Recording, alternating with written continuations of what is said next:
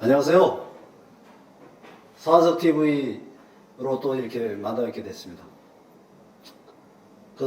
날씨가 이제 태풍이 굉장히 우려스럽게 생각이 많이 됐었는데, 태풍도 뭐 큰 피해는 준 것 같지 않아요. 그래서 다행이라고 생각이 되고요. 태풍이 지나간 후에 또 무더위가 엄습하는 것 같습니다. 이 더운 무더위에 여러분들 유튜브를 보시는 우리 동지분들, 또 우리 안산 시민분들, 네, 건강하게 이 한여름 잘 지내시기 바랍니다. 오늘은 사실 제가 왜 정치를 하려고 하는지, 정치에 대한 어떤 기본 입장이라든가, 어떻게 좀 거창하게 얘기하면은 정치 철학, 이런 거를, 저의 정치 철학은 무엇인가, 이런 말씀을 좀 한번 들어보려고 그래요. 어떤 방향으로, 어떤 생각 때문에 정치를 이제 구상을 하는 것인지, 이런 좀 거창한 얘기일 수도 있는데, 예, 그런 부분을 좀 말씀을 드리는 시간을 생각해 봤습니다. 근데 하여튼 그 말씀을 좀 드리기 전에, 요새 왜 이슈가 되고 있는 양평의 고속도로 하고 또 후쿠시마 핵오염수 방류 문제를 조금 먼저 말씀드릴까 합니다. 그거는 이제 서울 양평간 고속도로 문제는 지금 이제 굉장히 이슈가 되고 있고, 또 각종 언론에서 엄청 많이 다뤘기 때문에 대부분 내용을 좀 아시고 계실 거예요. 근데 제가 요 근래에 뒤에 이제 피켓팅 간판이 보이시는지 모르겠지만, 길거리 사거리 하고 주민들이 계시는 곳에 피켓팅을 좀 하거든요. 이게 소위 이제 1인 시위를 하죠.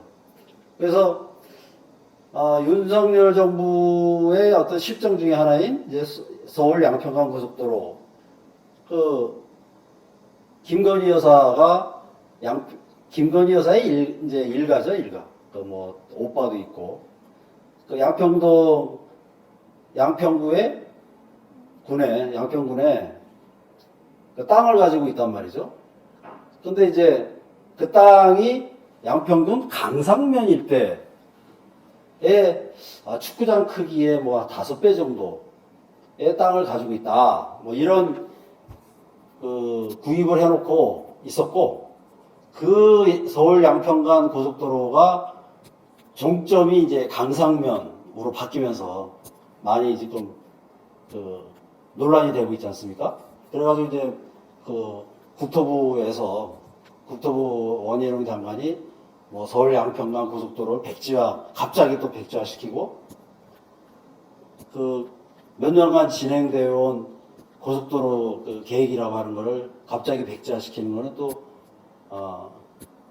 양평군민의 의사에 반하는 것이고, 또 계획한 것을 번복하는 것이기 때문에 많은 문제가 이제 생기게 된 그런 상황은 다 잘 알고 계실 거예요. 근데 제가 이제 고속도로를 예비 타당성 조사를 했는데, 갑자기 강상면이라고 하는 곳으로 종점이 바뀌는 것이 과연 공무원 세계에서 어떻게 가능한 것인지, 그거 제가 좀 경험이 있거든요. 그러니까 어떤 경험이 있냐면, 이제 우리 안산 시민분들은 아주 잘 아시는 거죠. 신안산선이 있지 않습니까? 신안산선 전철이 안산에 지금 공사 중에 있는데, 그 신안산선의 예비 타당성 조사는 처음에 어떻게 시작을 했냐면 2003년도쯤이에요. 이게 제가 이제 안산시에 비서실장으로 있었을 텐데, 그 당시에 신안산선, 여의도로부터 안산까지 오는 그 전철을 구상을 하게 되고 예비 타당성 조사를 하게 됩니다.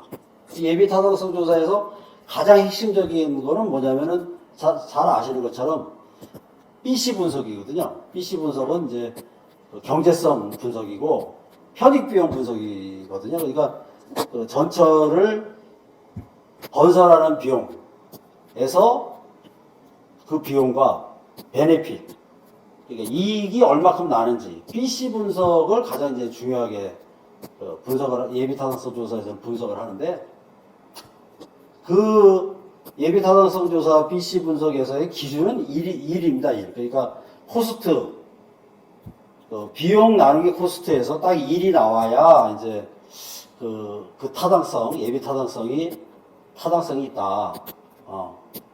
큰 손해 보지 않고 건설 비용에 들어가는 그런 수익을 나중에 이제 회수할 수가 있다.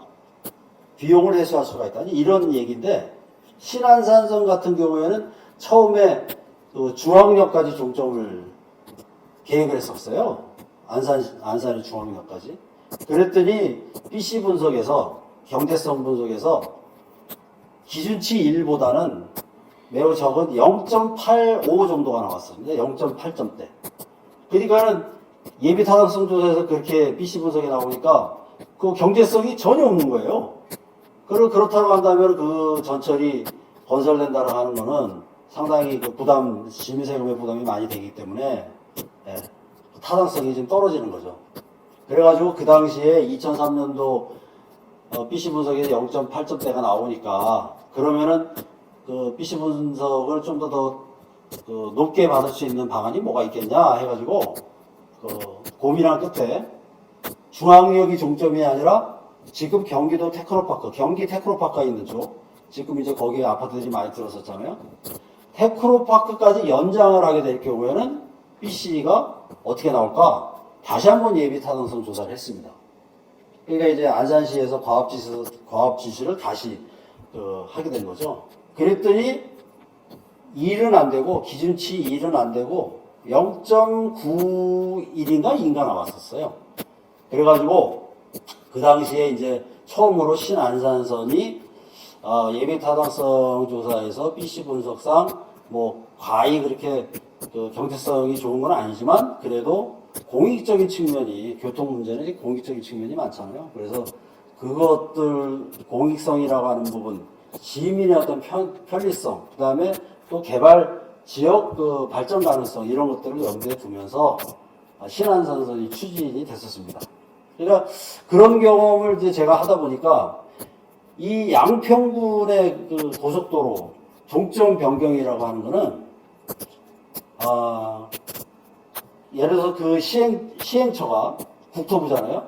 국토부에서 과업 지시를 그렇게 하지 않는 한 예비 타당성 조사하는 업체, 무슨 뭐 동해 무슨 기술공사라고 하는 업체인데 그런 그 업체가 임의로 과업 지시를 받지 않고 이 예비 타당성 조사를 변경해서 할 수가 없습니다. 왜냐면 또 그 예비 타당성 조사에 그 발출을 할 때 국토부에서 어느 정도의 이제 금액으로 그 사업을 하라고 이제 지시를 했을 것이거든요. 과업 지시가 이렇게 나오고 들어가는 예산도 정해져 있을 텐데 그 들어가는 예산 정해져 있는 데다가 과업 지시를 한 부분을 어겨가면서 어떤 그 예비타당성 조사 업체가 별도로 진행한다는 거는 경제 논리에 안 맞는 얘기죠. 그래서 이제 그런 상황이 지금 국토부의 발표나 그다음에 진행되는 내용으로 봐서 제가 안산시의 신안산선의 경험으로 비춰봐서는 상당히 지금 여러 가지로 그 잘못된 얘기들일 수가 있다.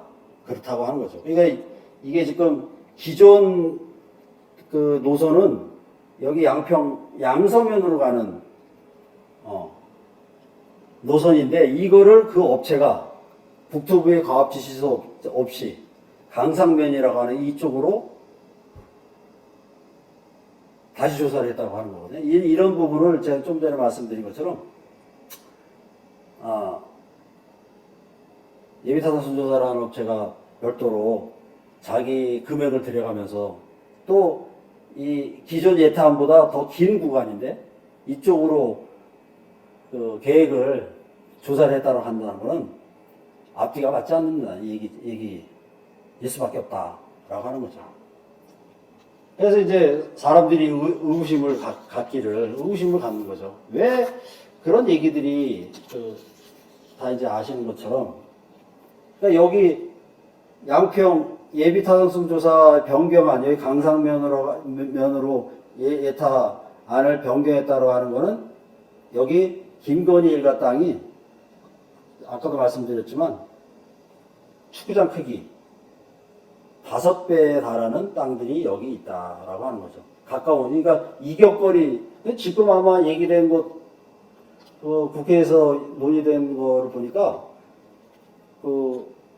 김건희 일가 땅과 강상면의 종점과의 이격거리도 계산을 했더라. 그런 문서가 나왔다고 하는 거죠. 그 정도로 지금 이 양평 김건희 일가 땅과 양평 고속도로, 서울 양평간 고속도로는 매우 밀접한 그런 어떤 뒷배경이 있지 않는가, 그렇게 생각이 된다고 하는 거죠. 그래서 그런 의혹들을, 이게 상당히 이게 국가의 전체적인 계획인데, 중요한 어떤 고속도로를 만드는 건데, 그거를 갖다가 이렇게 어떤 분명한 뚜렷한 이유 없이 바꾼다라고 하는 거는 약간의 부정과 비리의 소지가 클 수밖에 없지 않느냐라고 하는 거로 이제 의구심을 가질 수밖에 없는 거죠. 근데 그걸 갖다가 지금 뭐 국회에서 갑론을박을 하고 있기 때문에 우리 이제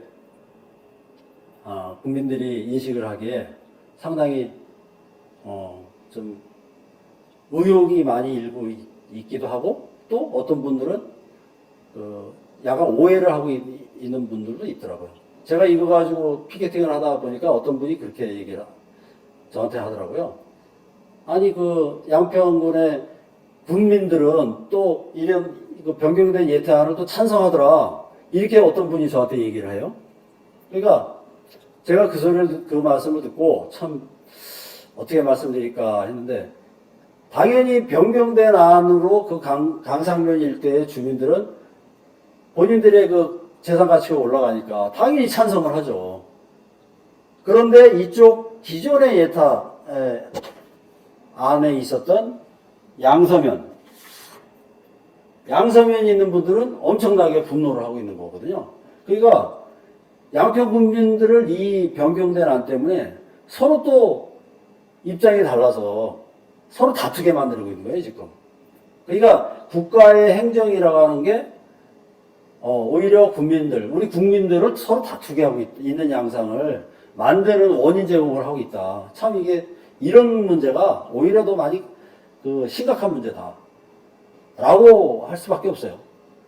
그러니까 행정은 제가 이제 행정학 석사인데, 행정학에서 주로 얘기되는 건 어떤 거냐면 행정학이 문제다. 행정의 국가의 어떤 국가의 어떤 집행기구가 국민들을 서로 다투게 만드는 그런 결과를 지금 초래하고 있는 전형적인 사례가 지금 서울 양평간 고속도로 사업이거든요. 어떻게 국가의 행정부가 이렇게 국민들을 다투게 만들 수 있습니까? 이게 그래서 현대 행정학의 문제가 모든 사회 문제의 근본적인 데의 책임은 행정에서 유발되는 경우가 크다라고 하는 게 현대 행정학의 결론이기도 해요. 그러니까 그런 거에 아주 들어맞는 지금 서울 양평간 고속도로의 논란이라고 하는 게 아주 전형적인 사례 중에 하나가 되고 있는 것 같습니다. 동시에 이제 또 하나 여기 뒤에 있지만 후쿠시마 핵오염수 방류 문제도 역시나 마찬가지라고 하는 거죠. 후쿠시마 핵오염수 방류라고 하는 거는 큰 테두리에서 보면은 이 자연을 파괴하고 자연의 어떤 순환에서의 독소를 집어넣는 것이기 때문에 뭐 어떤 장치를 통해서 핵오염수가 완벽하게 처리가 됐다라고 주장을 하고 IAEA나 일본에서 깨끗하게 처리를 하는 것이니까 우리 한국 윤석열 정부에서는 그걸 또 허용하려고 하는 그런 얘기도 방침을 정하고 지금 움직이고 있지 않습니까? 그게 도대체 이것도 똑같이 이 자연을 파괴하는 거 그런 근본적인 문제를 제외하더라도 행정에서 국가 권력이 집행기구가 이게 국민들이 원하는 것, 국민들이 어떤 그 의사에 반하는 행위를 함으로 해서 이 갈등을 유발시킨다고 하는 점에서 참 그것도 커다란 문제 중에 하나다라고 하는 거죠. 제가 이거 행정이 왜 국민들을 이렇게 갈등하게 만들고 서로 다투게 만드는 그 가장 핵심적인 근본적인 문제라고 제가 좀 주장을 하는 거 얘기를 말씀드리자면 이게 갈등의 심화, 어떤 대립 심화, 그 다음에 어떤 혐오, 비난, 그 다음에 모욕하고 서로 우리 국민 지금 사회가 그야말로 굉장히 심각한 지경에 처해 있거든요. 옛날에는 뭐 지역주의다 그래서 지역주의로도 그 갈등이 심했던 나라고. 우리가 이제 기본적으로 남북 갈등이라고 하는 문제가 있긴 하지만 그것도 지역으로 또 갈라서 또 싸우게 됐었고 또 지역 갈등뿐만 아니라 지금은 또 세대 간 갈등까지 또 비화가 됐고 확대됐단 말이에요. 세대 간 갈등에서 더 비화된 게 또 남녀 갈등으로 20대, 30대 남녀 갈등도 상당히 있는 것 같아요. 그런 갈등이 이게 중첩적으로 다양하게 우리 사회가 지금 번져가고 있는 상황에서 행정부의 그 어떤 집행기구의 잘못된 판단으로 인해서 이게 부정과 비리가 약간 섞여 있는 듯한 그런 의혹들이 있고 또 후쿠시마 핵 오염수 같은 경우에는 대일 구력외교의 어떤 상징이 됐단 말이죠. 이런 것까지 합치다 보니까 갈등은 점점 늘어나고 점점 확대되고 점점 심화가 되고 있는 거라고 하는 거죠. 정치의 역할이 뭐냐? 정치의 역할이 이 갈등이 증폭시키는 것이 정치의 역할은 아니지 않습니까? 그 갈등을 해소하고 완화시켜 나가는. 그래서 보다 나은 방향에서의 어떤 그 협의와 토론과 합의를 이끌어내는 그런 토론의 정치, 그런 어떤 화합의 정치, 그런 어떤 상생의 정치를 만드는 게 가장 그 정치의 본령이라고 얘기할 수 있을 텐데 그것이 지금 실종돼 버린 그런 상황이 계속 지금 벌어지고 있다고 하는 거예요. 이 윤석열 정부는 그래서 올바른 정치를 못하게 만들고 사회가 올바르게 어떤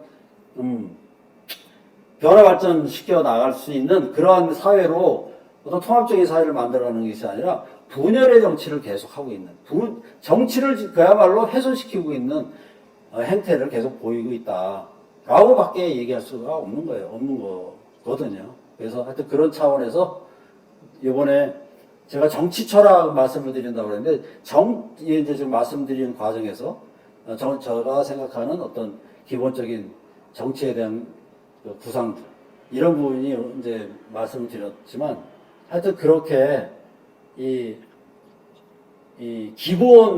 정치의 기본은 상생하고 화합하고 토론하고 존중하는 정치로 만들어가야 되는 그런 분위기를 만들고 그런 환경을 만들어 가야 되는데 그것을 지금 정면으로 위배하고 있는 게 윤석열의 어떤 정치 형태, 집행의 형태이기 때문에 참 안타깝게 그지없다는 말씀을 드리면서 제가 생각하는 정치의 역할이나 정치의 저의 어떤 생각이죠.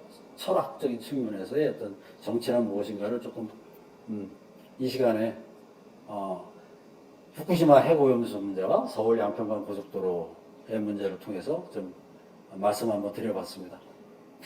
네, 이상으로 좀 더 이론적인 측면을 좀 접근해 보고 싶었긴 했는데 그런 부분은 좀 나중에 한번 말씀드리고요. 예, 구체적인 사례를 통해서 제가 생각하는 정치가 무엇인가 라고 하는 거를 우리 유튜버 동지님들한테 말씀드리는 시간을 한번 가져봤습니다. 이상 2편 끝내도록 하겠습니다. 네, 들어주셔서 감사합니다.